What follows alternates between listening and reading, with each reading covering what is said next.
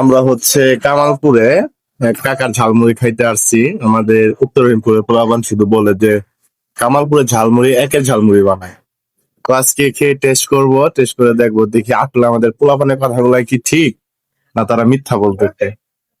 আমি কাকাকে বলছি, কাকা কয় টাকা প্লেট ঝালমুড়ি? 10, 20, 50, তাই না? আপনি 20 টাকার করে স্পেশাল করে আপনি হচ্ছে 2 প্লেট ঝালমুড়ি বানায় দেন। এই যে আমার সাথে ঝালমুড়ি খাইতে আইছে, মামা কি অবস্থা? আলহামদুলিল্লাহ ভালো আছি। কি খাবা? এই যে ঝালমুড়ি। হ্যাঁ, ঝালমুড়ি। ঝালমুড়ি খাবা? খাওয়াই লাগবো। তো দেখেন ঝালমুড়ি খাইতে আসছি, বলছি এখনো হচ্ছে না। জি ভাই, জল আইসা পড়ছে, ঠিক আছে। তো যাই হোক, ঝালমুড়ি দিবে এখন। তো দেখতে থাকেন ভিডিও। মরিচ, এটা কি কাকা? সব দিয়ে মশলা। মশলা, ওটা হচ্ছে বুট।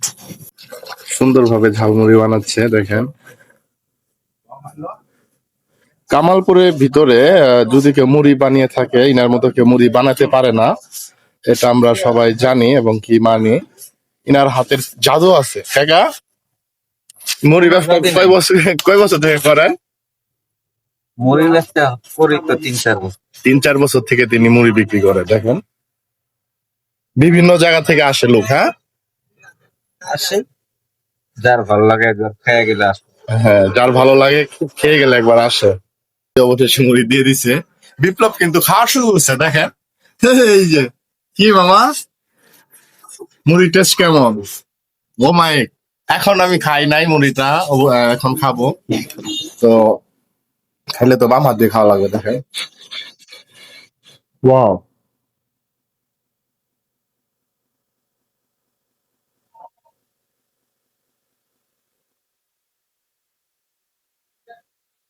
আসলেই মজা আছে। আমি মিথ্যা বলছি না, সত্যি বলছি, মুড়িটা আসলে অনেক মজার।